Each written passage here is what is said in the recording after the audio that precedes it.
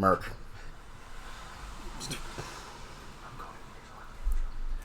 All right, everybody done now? Good. 3, 2.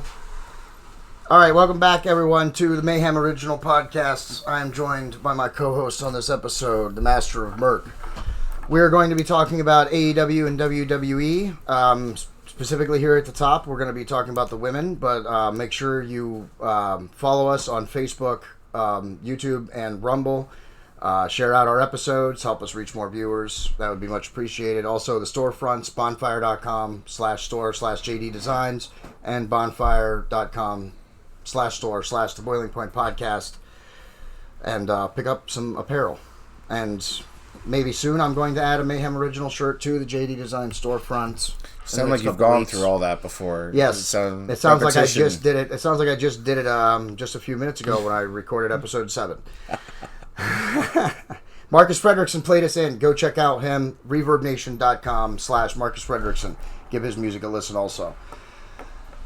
Curtis, Merc. So, the women's division in AEW versus WWE is a big conversation going on in the wrestling community right now. Yeah, it is. Unfortunately, I don't watch the WWE as much as I should, but... Or at all. Like I don't, because their product is low. But we see things. We see things. It's bad. It is bad. I see clips and I watch matches from stuff on YouTube and crap. So I'm not totally ignorant to what's happening in the WWE. As someone who watched wrestling in the '80s, this is bad. This is real bad. The WWE. As we've said before, the WWE is just bad all around. But who has the stronger women's division? Who do you think has the stronger? The WWE, they have Charlotte Flair, Becky Lynch. Both of them are superstars. Yeah. Bayley and Sasha Banks-ish. Naomi, I think Bayley definitely. Bayley definitely. Yes. Bayley's got old headness going on now. She's been around for a while. Sasha Banks-ish. Yeah, very she's much. Part of that, she's part of that bloodline. Huge. She has a huge following, and she is huge. She would be a little bit. She's been injury prone, which is the only thing that keeps her and a little stiff, from what I understand. Hey. Like you said, part of that bloodline. All them Samoans are freaking stiff. Rikishi was called stiff the whole way through his career. The Rock's been called stiff from time to time when he didn't like you. Yeah. But AEW is a very extensive women division as well. Now, the AEW roster I'm much more familiar with. I've been very much enjoying AEW, as we've talked about in previous episodes. I'm very much an AEW mark currently. The AEW women's roster is phenomenal and has only been growing in both skill and depth since the inception of the company. Yeah. So much so that, they might even be thinking about bringing in women's tag titles. I think it's a bit early for that yet. I don't want AEW. WWE has a bad case of too many beltitis. And that is that's not a disease I want to see AEW come down with, especially since Tony Khan is getting ready to introduce trios belts reportedly. Which we're going to talk about a little bit later. We'll get into the trios belts later. With the trios tag titles, do the AEW need a women's tag division? I don't even think I don't think they even have. They don't really have women tagging. There is a lot of women. They have an extensive roster. But not many of them. You get a lot more women's tag matches on Dark, on Elevation, the YouTube shows. I definitely recommend checking them out as well if you have the time for it. The matches are a lot shorter, so it's not like a huge investment in time, but you get to see a lot of the up-and-comers. You get to see the women shine a little bit more. You get to see some tag matches. Again, there's not a lot of established tag teams. It's very much like the face of the moment and her partner versus the heel of the moment and her partner. Yeah. But you do get to see a little bit more tag teams on Dark and on Elevation. And again, they just added the TBS title. Now, granted, Jade Cargill has been running dominant over that, and I got to give her all credit. She is vastly improved since she's debuted. Yeah, she has. Did she deserve that push? I would say... Weren't there maybe others more deserving within the company? I would say that, I don't think anybody can argue that there's others within the company who deserve the same level of push. Jade Cargill, I was not her biggest fan in the beginning. She seemed dangerous to me. She was very green. Very stiff. Very stiff. Especially with her kicks. Go back and watch some of her early matches. Watch her kicks. She's very stiff with her kicks. A lot of botches, and especially with like simple stuff, just transitions, headlocks, arm bars, like simple stuff that should be, at that point when you're on TV, when you're part of the hottest up and coming wrestling company in the world, you're on TV, you're on TNT, you're on TBS.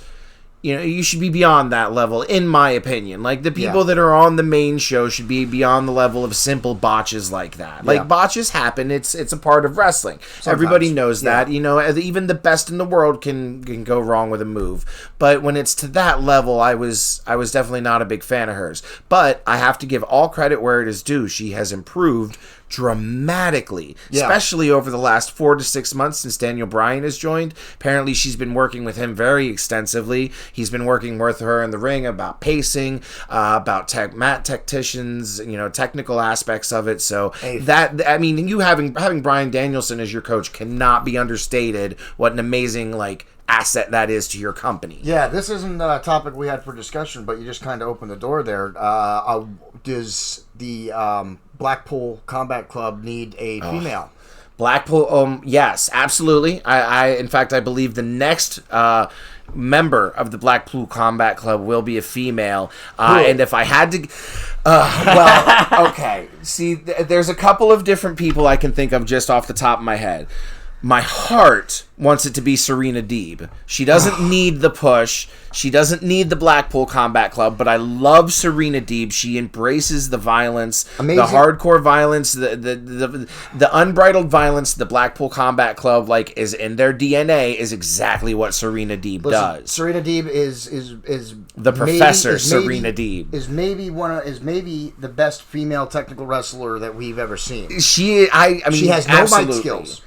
None. I disagree. She's got mid-level mic skills. She has no mic skills whatsoever. That's what William Regal is for with the Blackpool Combat Club. No, sorry. I'm sorry. Sorry. The only person in the Combat Club that cannot speak right now or does not have good mic skills is what's his name? Who I'm totally drawing a Wheeler blank Yuta? on. Yes, Wheeler Yuta. He's not. I would disagree. I think he's. Again, he's new. Maybe I haven't seen enough. He's the young guy. Yeah, he's the young guy. He's the up and comer. Right now, he's just supposed to sit there and look intense and beat people up in matches and impress William Regal. Yeah. If you listen to William Regal while he's on commentary, he's doing the talking for Wheeler Yuta right now. But both Moxley and Daniel Bryanson have the skills to do it. Just because William Regal's the mouthpiece right now, they have the skills. They are. And they both cut very good promos. And you're right. I guess the founding of, but they're also working with him. Be. He's the young guy. Will Yuta's the young guy of the group. He's the one they're up and coming, the one they're training. He's the Randy Orton in Evolution. He's the Six in NWO. He's the young buck that they're helping to build up helping build. And I absolutely believe that they're working on those promo skills in the back. But he actually cut a really great promo right before he won the Ring of Honor Pure title at the last Ring of Honor pay-per-view. Okay. He's the Ring of Honor Pure champion. Yeah, it was a really good pay-per-view. I don't know. I didn't buy it either. I saw clips and stuff online. It takes a lot for me to buy a pay-per-view. Yeah. But it was a very good pay-per-view, and from what I understand, he cut a great promo beforehand. I saw clips of it online, and it was good. Wheeler Yuta's got some stuff. He's still a little green. He's still got some, some learning to do, but you got William Regal, Bryan Danielson, and Jon Moxley behind you, teaching you, mentoring you. I expect nothing but greatness from Wheeler Yuta. So what about, other than Serena Deeb, who do you think? What's the girl with the eye patch? I'm totally drawing a blank on her name. Julia Hart. That's Julia Hart. Yeah. Julia Hart, I believe, is going to join up with the House of Black here soon. They're working that story. It's taken. Instead? Oh, yeah, that's why she wears the eye patch, because she got Malachi sprayed her. It was... I absolutely forgive you and everybody else who watches AEW for forgetting, because this has been a storyline they've been brewing for 4 months now. This is one situation where I think Tony Khan's going a bit too slow. She's been wearing that eye patch for a good 4 months now, drawing out this House of Black storyline with her. They need to pull the trigger and start moving forward on that. Credit to her with wrestling with an eye patch. Yeah, I imagine it's not super easy to wrestle with half of your vision gone. No. They recently did pull the trigger with that. Very recently, she didn't quite pull the trigger and join House of Black, but they're moving the storyline forward, which I like to see. So she's with House of Black. So I very much see her doing that. Do you think anybody else? Any other woman going to the...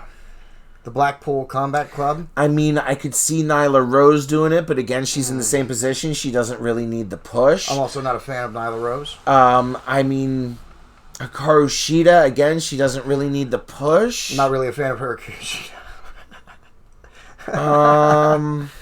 It's just, I'm sorry. Some of the AEW women wrestlers, I'm just not a fan of. They can get it done in the ring, but I'm just not a fan. Maybe Red Velvet or even Jamie Hayter. Jamie Hayter's still very much done up with Britt Baker and everything right now. But what about Britt Baker? I could see them. Not that she. No, she doesn't. She's doing her own thing. Like Britt Baker is her own entity. If anything, she starts her own faction or something, or she joins the Undisputed Elite because her and Adam Cole are fiancés. So yes, I know that's the only bad. That is the only strike I have against Dr. Britt Baker. DMD not a fan of Adam Cole, baby. Is because she's with asshole, baby. I mean Adam Cole, baby. Hey, if you give that reaction to him, you're doing exactly what he wants you to do. Yeah, no, he's great. He's a heel. He's a great heel. He's a great heel. I hate him. I like hating him. So he's doing a good job. He's doing a great job being the Kenny Omega centerpiece of the Elite now. But I like Britt Baker. I like that she's she's the kind of heel I want to cheer for. Adam Cole, I get that. I don't want to cheer for, ever. But Britt Baker is, and I think she's the best female wrestler in all of wrestling today. With Charlotte Flair and Becky Lynch being a very close second and third, because they are also. I mean, Becky Lynch. Yeah, is, I mean. Becky when Lynch it comes to just amazing. When it comes to just technical ability and mat skills, I've got to give it to Serena Deeb. There is no better technical woman in the world right now. I would give that to her too. Than Serena Deeb. Yeah, but yeah, I mean, Britt Baker is one of the best in the world. Charlotte Flair, Becky Lynch. Sasha Banks, I would put her up there with the big superstars in the world. I mean, all of these women are doing amazing things. I think Thunder Rosa's coming into her own now that she's the champion. Again, Thunder Rosa has that same thing where you were talking about with the mic skills. She cuts a great promo. She cuts a passionate promo. But she's still just working on, I think, connecting more with the American audience. She connects very deeply. She's La Mera Mera and down below, south of the border in Mexico and Tijuana and AAA. Like, she's massive down there. She is doing a great job connecting with the American audience, but I still think there's a little bit of work there to do, and I think this feud she's got going with Nyla Rose right now is doing wonders for that. It's making her over, making her look like a champion. It's even putting Nyla Rose over as this big, massive beast of a heel. Like, it's doing good work for both their characters. People don't like people want to boo Nyla Rose, and they do want to cheer Thunder Rosa. So it is good to pair them two together. You got, especially with Vicky Guerrero next to Nyla Rose with that. Excuse me. Oh God. It's like nails on a freaking chalkboard. She studied her husband very well. I mean, Vicky Guerrero plays just as good of a heel as Eddie Guerrero ever knows what she is doing, and you've got to give them massive credit for what they have done with that Vicky Guerrero and Nyla Rose combination. They do great work together, and you know, she's a great heel. She's a great heel for the women's division all around. You know, she had the reign as champion, so she's got some prestige on her. So, you know, you throw her out there with any of the other women, and it's like, oh shit, Nyla Rose is going to beat this. And then when they win against her, it gives them a little bit of credibility. Because, of course, Thunder Rose is not going to drop the belt just like that to her first defense. Now, that's one thing. Let's talk about this for a second. Because AEW, like, their first title reigns that they've given to wrestlers, they like them to have a good, long title reign before they lose the belt. Get that prestige in there. John Moxley, he was the first champion, right? No, Chris Jericho. Jericho was. He had a good long run. Good long run for the first year. Solid of Dynamite, and then Moxley had a good long run. A little bit over a year, if I'm not mistaken. And then Kenny Omega had another huge run, and now Hangman Adam Page is on a run. We've only had 4 world champions. That's big. This is actually transitioning great into a topic I wanted to talk about a little bit too. AEW has a really good job of doing that until very recently with the TNT title belt. Now I wanted to get your thoughts on the very concept of what they're doing, of ping-ponging a title back and forth like what they're doing with the TNT title belt right now. They took it off Cody, put it on Sammy, or they took it off Sammy, gave it to Cody, put it back to Sammy. Now Sammy lost it to Scorpio, won it off Scorpio, and now has lost it to Scorpio again. So of the last, 1, 2, 3, 4, 5, 6 TNT championships have been over 3 people. Yeah.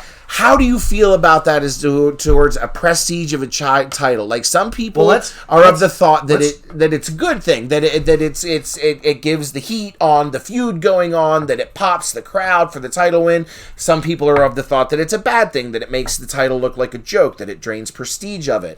I'm a little bit more in that area myself, but I wanted to get your thoughts on that. In a normal circumstance, the more times a title changes hands, the less prestigious it comes. Especially in such a short time like that. Yes, for the most part.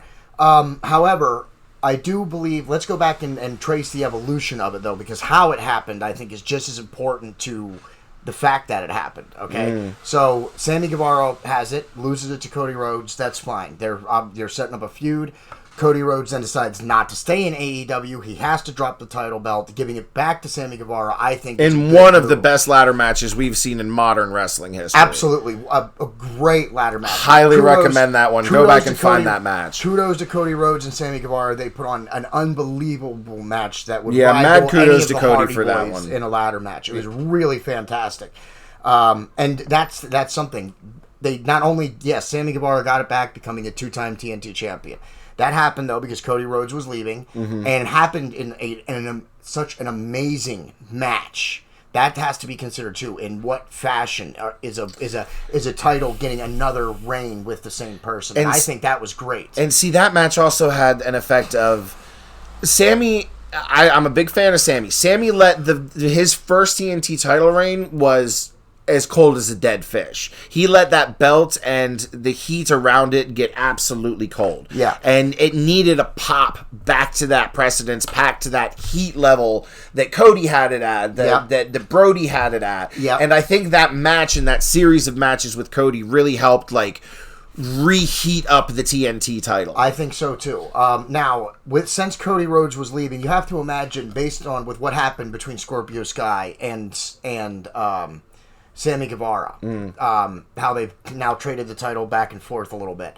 And you have to think that was probably going to be the initial plan for Sammy Guevara and Cody Rhodes. They were going to trade the title back and forth, setting up a big final finale match, winner takes all match, which is what I believe they're doing with Scorpio Sky and Sammy Guevara right now. Should the title have changed hands? Should it have gone to Scorpio Sky, back to Sammy Guevara, back to Scorpio Sky? I don't really like those, but as long as they finish it, if if it doesn't happen too many more times, I don't think it can change like back. Whoever the back title ends up on, they have to have a decent long title reign to put some prestige back on the belt. I think so too, because then that war over the belt gets prestige, because then Sammy Guevara or Scorpio Sky gives it a good 6-month reign with it. Now, seeing something else that is very, very weird that's happened here during this Sammy Guevara Scorpio Sky thing, something that you don't see all the time. Not only have they swapped the belt back and forth, they've also swapped roles in the feud. When we started this Sammy Guevara Scorpio Sky feud, Sammy was the babyface, Scorpio was the heel. Now, Scorpio is the babyface, and Sammy and Ty Conti, who are doing this like prom couple and love gimmick, are annoying the shit out of the crowd, and they've gotten so much heel heat in such a short amount of time that I'm starting to think that maybe Sammy Guevara is just going to end up being one of those natural heels. I think so too. Because as much as I cheer for him as a babyface, I think he does his best work as a heel. I would also agree with that, and I think that's credit to Tony Khan and the people he has making some of the decisions with the company, because I think you're right. When they started, it was supposed to be Sammy Guevara and Tay Conti being the baby faces, and Scorpio Sky being the heel. But the crowd just organically turned on them. Yeah, because nobody likes this relationship between Sammy Guevara and Tay Conti. They don't like it. It's the new Brandy and Cody Rhodes. Exactly. Nobody liked Brandy and Cody Rhodes, so there was like that level of, we need a wrestling couple to hate, that now Ty Conti and Sammy Guevara again. Yes. Especially, and I don't want to dig into Sammy's life, but like he literally proposed on national TV to his former fiance, and then like not even 6 months later broke up with her and got with Ty Conti. So like the amount of heat around Sammy and Ty right now is like organic and natural, and Tony's riding that like a fucking wave. I think it was. I'm surprised that they didn't foresee that coming because of the situation with he proposed to his ex-wife on TV and then dumped her for Tay Conti. That's not that's not like 100%. According to all parties, let's be fair, according to all parties involved, it was not because he got with Tay Conti. They just organically were not together as a couple, and then him and Tay Conti started dating after him and Pam broke up. According to everybody who has made a statement about it, period. Yep. And it was not like an infidelity thing. Really. It was not, hey, I don't want to get you in trouble, man. All right, I don't want to get the pod. I don't want to have to come back and issue a recantation later. Lita, just like Lita broke up with Matt Hardy before she started fucking Edge. Absolutely.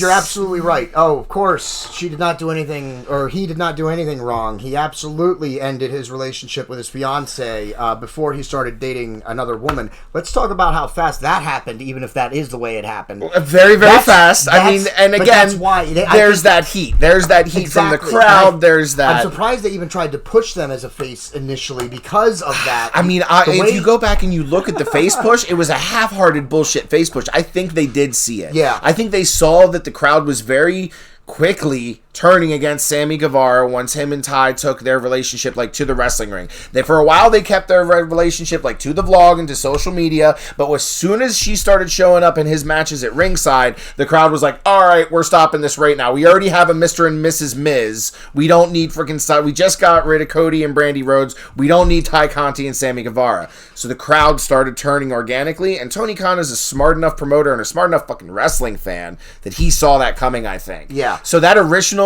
push with like, oh, Ty and Sammy, they're going to be babyface couple. No, I think that was half-hearted. I think I think you're right. I think they saw that coming, and they're working it beautifully. Yeah, and I think that was good. I think that there's nothing wrong with that. I mean, many people have done. I mean, many times in wrestling history have they done a face turn and a heel turn, not just in the same match, but in the same night. With couples, like a couple face turn, Triple H and Stephanie, one of the famous. And actually, one of the things that I think just happened last weekend. Yeah, I think it was last weekend, down in AAA in Mexico. Sammy Guevara, Ty Conti won the AAA mixed tag team titles. Yeah. So they're not only taking this gimmick of them as heel, like this heel couple in AEW, they're also taking it, down south. They're taking it to AAA, to other companies, like to the indie scene. Now, before we get into... Beautiful belts, by the way. Look, if you ever get a chance to Google the AAA and mixed tag team belts, beautiful championship belts. Before we get into the trio tag titles, let's talk about the mixed tag championships that AAA has. Is that something that we need here in the States, do you think? I don't think right now that there's a spot for, I mean, there might be a spot for it in the States, but right now, like I said, AEW's already got a bunch of championships with more on the way recorded. We're going to get there. WWE is chock-a-block full of titles. Like, the WWE needs another title. Like, I need another hole in the middle of my freaking forehead. Like, but in the indies, I think it's a great thing that can, like, pop an indie, make an indie stand out a little bit. The AAA mixed tag belts have had some really great matches. I've gone back and looked. A lot of the AAA stuff is on YouTube after a certain time. So now, is it the rule that the women can only wrestle the women and the men only the men? Yes, from what I understand, that's normally the rule. It's just like a WWE mixed tag. Like when the tag is made, both come in, come out. But in AAA, it's a little bit more fluid with that. Like, I mean, just at this last event, Penta super kicked the crap out of Ty Conti's face. Oh, man, I know. Like, I wished I could have been there for that one. Super kicked the crap out of her in the middle of the ring. Yeah. So, like... I loved it personally. You love it because it's kayfabe and like she's playing a heel, so you love it a little bit. But yeah, he super cripped the crap out of her, and he hit that kick pad perfectly. And to her credit, she sold it like a freaking champion, man. Great. She sold the crap out of that super kick. I was like, can the person in row 32-9 please return Ty Conti's teeth? Yes, Ty Conti sold it amazing. Yeah, she's a great worker. Like, I mean, and she's a great heel. Like right now, we're sitting here talking about their heel turn and how we hate it, but that's exactly what they want us to do. So she's a great worker, and they make a great heel couple. I'm interested to see where they take it from here. Yeah, I think so too. I think Sammy Guevara needed this after the Inner Circle broke up. I think he could have been floundering stuck there for a bit. Yeah, and like I said, I mean, he was kind of the TNT title was getting a little bit cold. Like Sammy had a couple of good defenses there, but nothing really like shined like his matches with Cody, like, and then the matches with Scorpio were amazing. Like, But yeah, it's good to see Sammy like still keeping it up and finding something to keep himself busy on Dynamite. You love to see it. Yeah, Sammy Guevara. I hope he stays around in AEW for a while. Oh yeah, I think he's a pillar of AEW. I don't think he's going anywhere. So the trio. Now we're going to talk about the trios tag title or 6-man tag champions, if you prefer that phrase from the old school. I saw a story just today, actually, that Tony Khan has had the trio tag titles made for months, but they were waiting to do it until Kenny Omega comes back. I see, and they want to give Kenny Omega and the Young Bucks the trios tag champions. See, and this is all news to me. I haven't seen this story yet. Once we get done doing this episode here, I'm going to be looking into this. But, just looking at the AEW product and looking at what they're doing on television right now, it doesn't surprise me at all. Look at all the great trios you've got right now. Just off the top of my head, you've got the Blackpool Combat Club. You've got the Gun Club. You've got the House of Black. You got Varsity Blondes. You got Death Triangle, Penta, Ray Phoenix, and Pac. And Jurassic Express with Christian Cage, even though AEW just released Marco Stunt. Yeah, I mean, you got... I really don't like that. I think Marco Stunt is a modern-day Spike Dudley. Like, I think AEW letting... Ooh, that's interesting. I don't think he has that... He does. I mean, we didn't really get to see it too much in AEW, but go back and watch that pandemic era, back when they were filming it in Daly's place. He was doing stuff like flying off the top of Luchasaurus through tables and stuff like that. And he worked with Jurassic Express. I don't know why they didn't keep him and just make Jurassic Express they brought Christian Cage in, and at that point, you got what's Marco really doing at that point? Tony Khan seems to have a problem, though, with trios and not expanding it any further. There's an abundance of 3-man teams in AEW, but the stables have really dropped off. Something I thought they were building towards, stable warfare. That works. In a way they are, but... That works towards... I mean, if he's had the trio belts for months ready, and if that has been the idea the whole time to build towards a trios title, that's what he's trying to do. He's trying to build out his trios roster, get all of these 3-man team established. Doesn't this take away from the tag belts, then? Isn't this going to No, so? Especially not with the amazing tag roster AEW has right now. FTR, the Hardys, the Bucks, like, you can absolutely still keep the prestige of a regular tag title and continue a trios tag belt. I think in AEW, trios of tag titles have been tried in the past. I'm not sure. Many times. And they haven't always gone over very well. They don't... They last a year or two tops. Yeah, and the history of trios belts, like, they don't last very long. They're usually not very well executed. The only time they've lasted longer than a year or two was back before wrestling was even on television. They would survive for years. But in the television age... They don't work. People don't buy it. They don't want it. They don't care.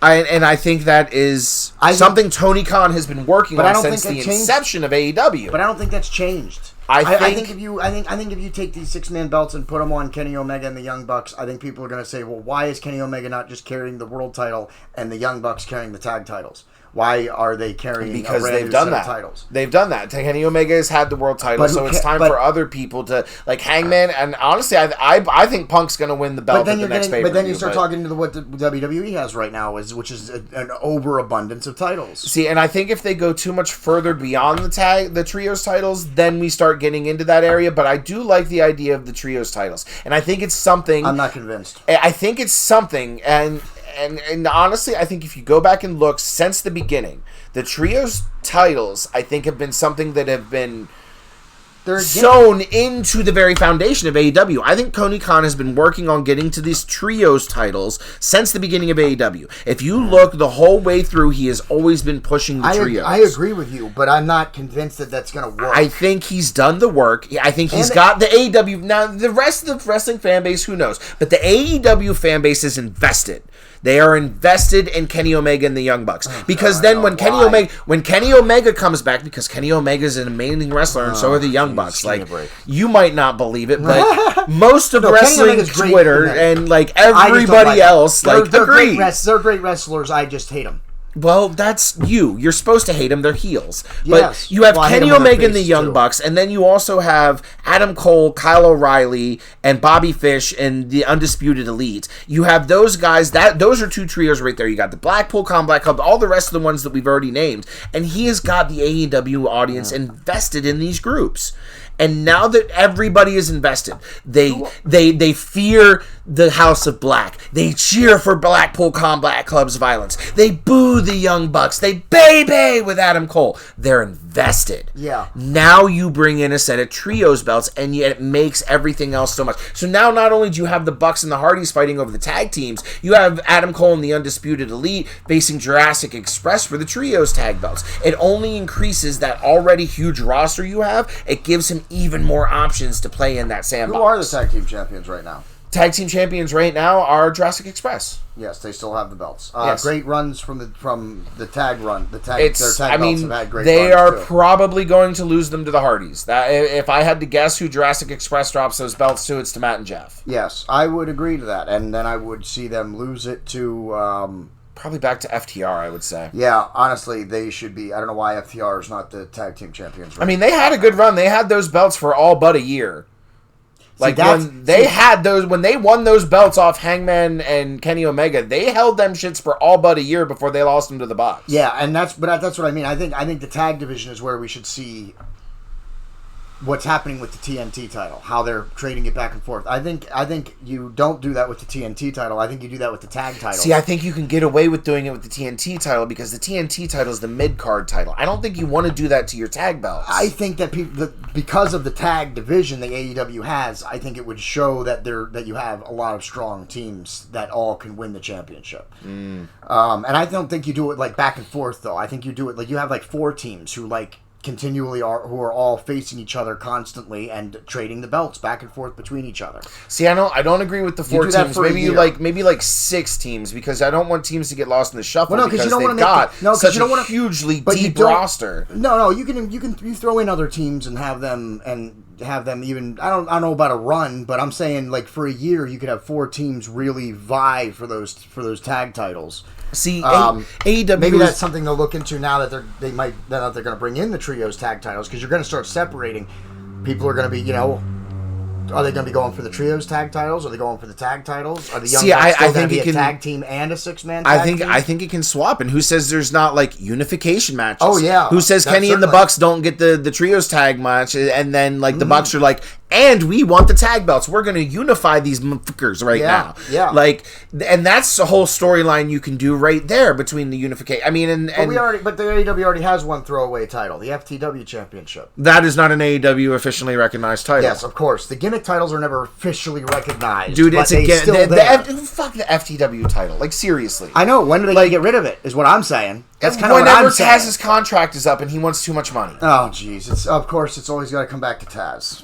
I mean, that's what the belt's there for. Without Taz there, that the FTW belt's not in AEW. Like, I love Taz. I love Team Stark. Ricky Starks is one of my favorite active male wrestlers now. That's what I'm saying. The FTW has been nothing but holding back Ricky Starks. It had held back Brian Cage. It held back Ricky Starks. And Brian Cage fully agree. It's a toy. Yeah. It's a prop. When we were talking about that last episode, when we touched on the fact of whether or not belts are props in certain circumstances. Yes. The FTW belt is a fucking prop. Yes. It is, but that's what I'm saying. I mean, I don't know. I'm afraid of bringing in more championships. I don't think they need any more. With the trios title, I don't think we bring in any more in AEW for a good long time, especially since they own Ring of Honor now, so you can fight with all the Ring of Honor titles. Wheeler Yuta is rocking around with the Ring of Honor Pure title in an AEW match. We've already done the Ring of Honor TV title on Dynamite. Samoa Joe and Minoru Suzuki had a Ring of Honor TV title. That just goes to my point because there is no Ring of Honor show yet.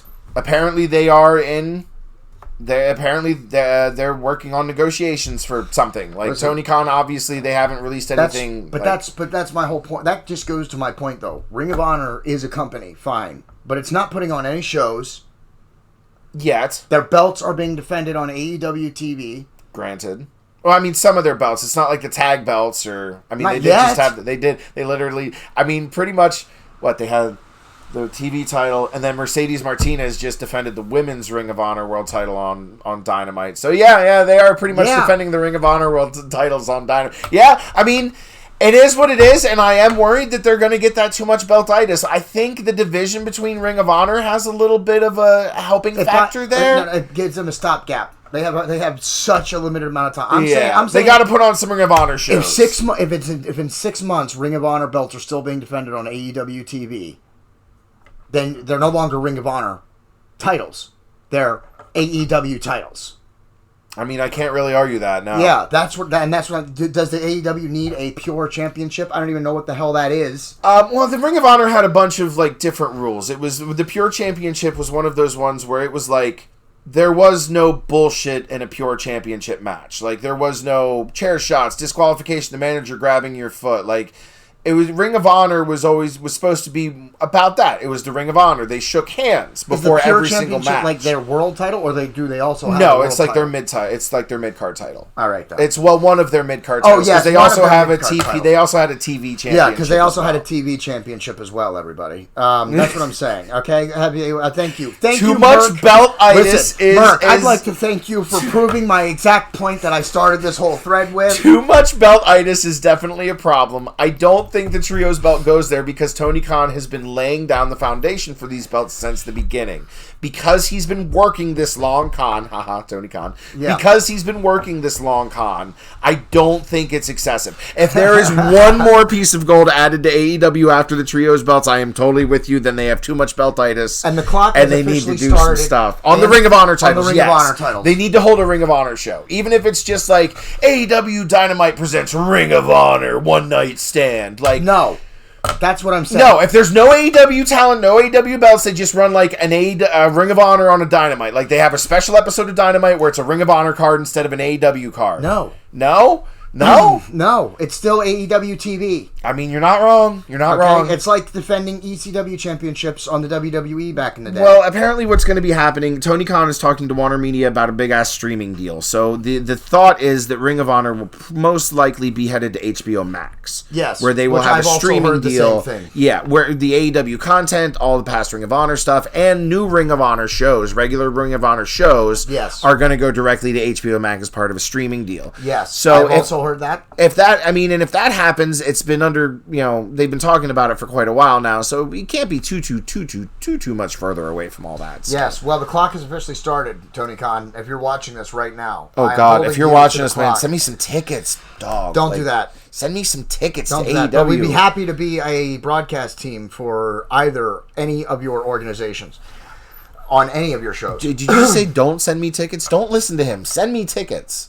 No, don't send us tickets. Hire us as a broadcast team. Tickets and hire us as a broadcast Why team. do we need tickets? If we're gonna be a broadcast team. We'll be there. What's wrong with you? He's not listening. He doesn't know how it works. Tickets. You don't know how the side hustle game works, Gunner. Yeah, that's gonna work out for us. Well, yeah, tickets here. So 2 tickets. Let's start. We're gonna wrap up here with one final thing because the wrestling fans, the Marks. Yes, I'm gonna call you all Marks. Have taken the bait and have jumped on this thing that's happening, and it's not necessarily a bad thing, but the Marks, they of course jumped on and had to have a cow about it. Freddie Prinze Jr. and I'm sorry guys, I'm not lying, all right? I'm not making this up. Freddie Prinze Jr. is going to start his own wrestling company. Freddie Prinze Jr. My opinion of it is that more competition is always better. Freddie Prinze Jr. is actually, this is not a joke. He's actually like developing a business plan. He has the funding in place for the first 3 years. I mean, furthermore, Merc, he's also going to be setting it up as an actual company where the wrestlers are not considered independent contractors, and they're going to be hired as employees, and they therefore will qualify for healthcare, 401k. And etc. He's following the Tony Khan schedule a little bit, but he's also doing some things different. He doesn't want to travel. He doesn't want it to be around the country. He wants to own the space where they shoot the shows. He does not. It's not going to be a traveling thing. He wants to have his own like his own arena that the shows are out of, which could be good or bad depending on whether or not cut into his profit. I mean, touring is where wrestling companies make a lot of their money. Yes, but saving money because then they don't have to go anywhere.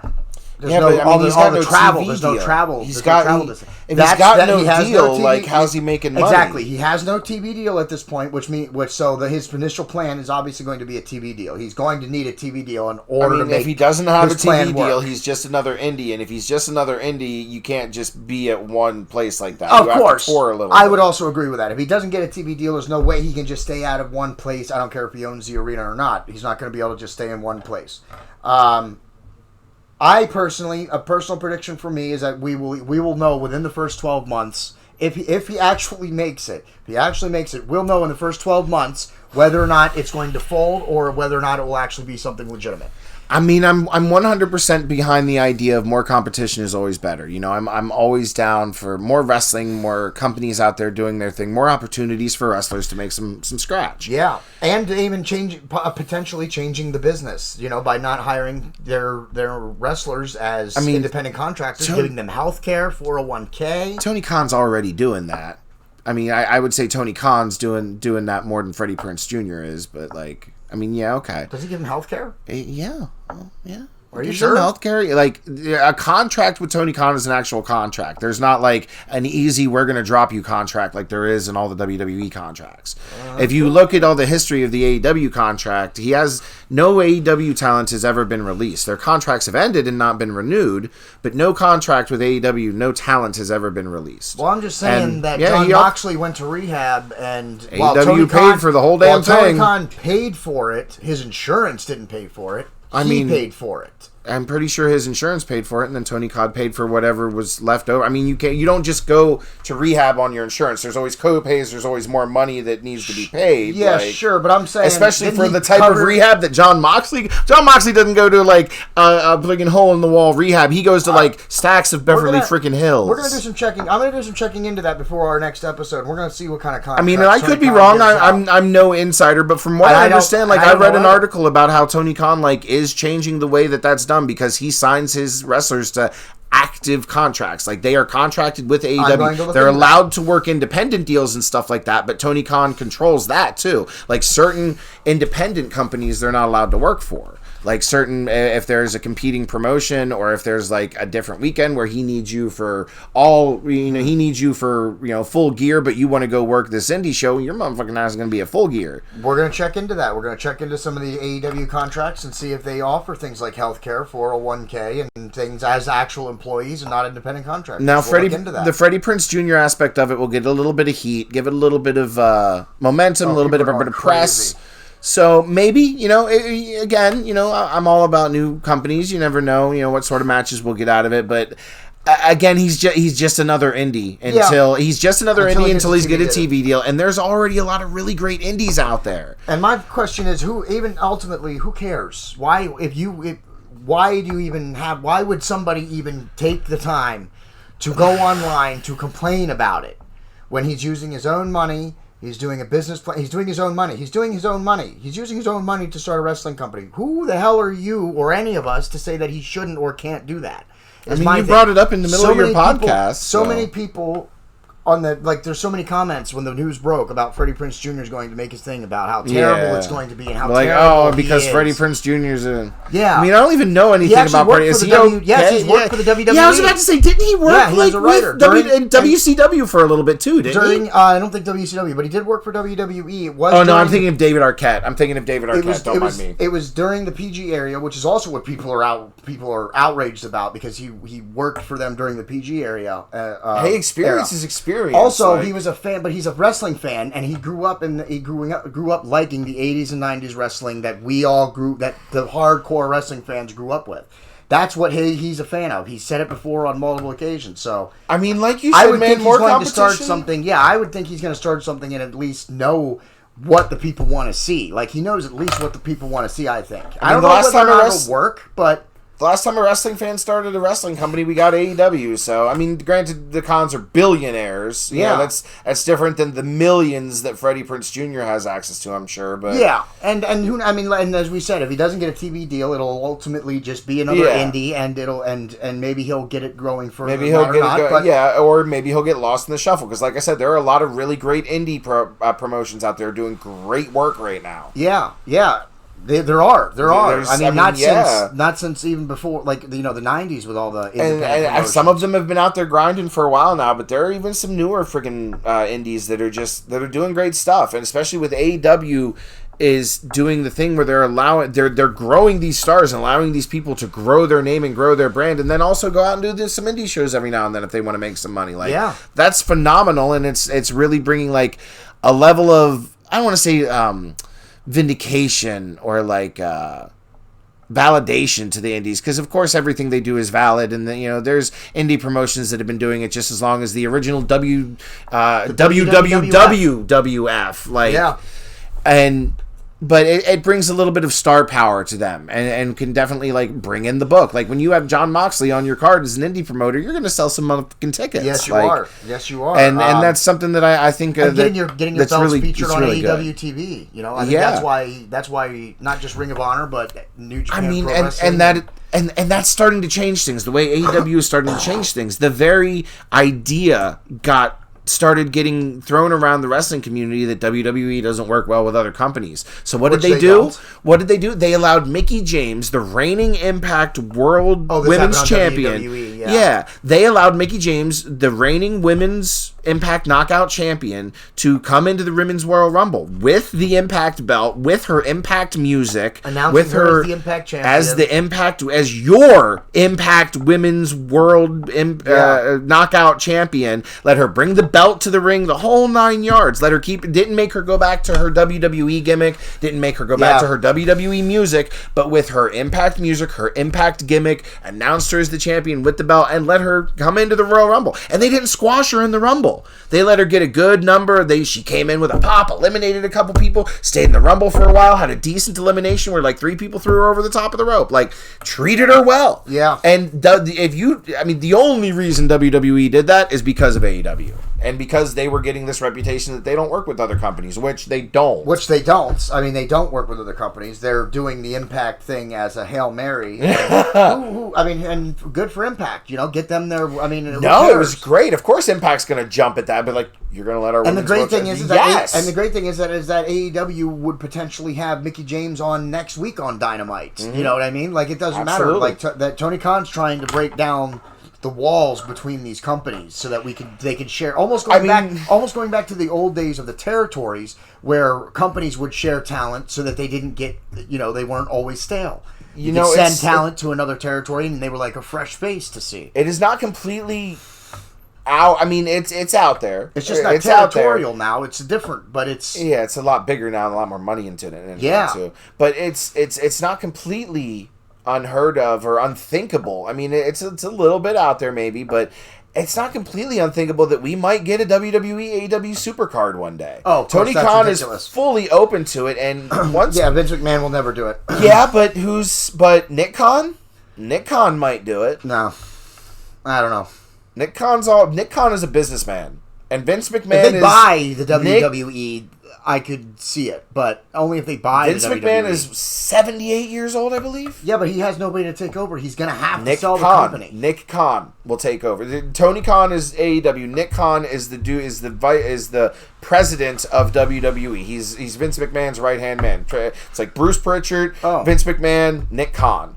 Nick Khan is the one who's been running it. Related to Tony Khan. No relation. Just wanted to clear that up for our viewers. Yes, no relation. The Khans are not taking Nick over the entire wrestling industry. Nick Khan is pretty much the one who's has been like Vince McMahon's right-hand man for quite a while now. Yeah. Ever since... Can he buy it? Because that's the only way it's happened. No, if anybody buys it, it'll be the Peacock. Yeah, exactly. If Peacock buys it, then there's no way we'll get that Supercard because NBC and Warner Media will never work together. And that will also be the end of WWE. Bye-bye. Yeah, they will go Disneyfied, and that's the end. Well, Shane don't want it. Steph don't want it. Exactly. Triple H just had a massive heart attack and don't want it. No, he should have given it to his kids 10 years ago when they did want it. Yeah, there you go. Yeah, you should have. You could have made it a whole storyline. Vince McMahon should have done a lot of stuff 10, 15 years ago, but here we are. Yes. And it was unfortunate that WCW couldn't hold up against the onslaught of WWE. But what are you going to do? NWO 2000, that's all I got to say. Yeah. Yep. We're not going to talk about that. All right, so... you don't want to talk about a Jeff Jarrett-led NWO? Nope, I don't. Don't want to talk about that? Doesn't exist. Talk about that? Nope, we stopped watching You stop watching... If you're watching through Kevin Nash's third ACL? Kevin Nash's third ACL repair? If you're watching through WCW events, stop when in January of 2000. Okay, Yeah. like literally December, whatever the last show of 1999 is. Stop there. Stop. Don't watch anymore. Just pretend that WCW stopped right there. Yep. It's better for everybody involved. Yep, it is. Don't watch any more than that. It stopped right there. Just trust me. If you want, or in fact, if you want, just skip all the way past all the crap and then watch the very final episode of Nitro. Yeah, because that match, Ric Flair versus good. Sting, that main event, that Ric Flair versus Sting main event was special. That was a special match. Yes, it was. And they happened to open Nitro the same way. When Nitro first started, the main event of the very first ever WCW Monday Nitro was Sting and Ric Flair for the World Heavyweight title. They didn't finish for the World Heavyweight title, but they did finish facing each other. Gotta love it. So, make sure you give us a like, give us a comment, share it out, please, to help grow the podcast. Follow me on Twitter, at Master of Merc. Follow him on Twitter, at Master of Merc. I'm on Twitter now, at Mayhem Prez. Oh! Yeah, I've done nothing. So, follow me on Twitter, at Mayhem Prez, because I love Twitter so much, I had to get it. I hate it. Yes, I'm sure you just love that Twitter hellscape. Yes, I don't like Twitter. I'm not a fan of Twitter. It's just like all other social media. You just got to regulate your feed, your feed, homie. No, it's crap. All social media is block button, baby. Anyway, follow us on all our crap social media. Twitter, Facebook. Follow us on all the crap that we may or may not use. Yeah, follow us on all our crap media. Facebook, YouTube, Rumble, YouTube. Yeah, we're everywhere. Find us. We're everywhere. So just look for us, Mayhem Original or Mayhem Media. We're under one name or the other. So follow us, hit the like button, share out some episodes, please. Help us continue to grow. My co-host, the Master of Merc, Marcus Frederiksen, is going to play us out. That's the end.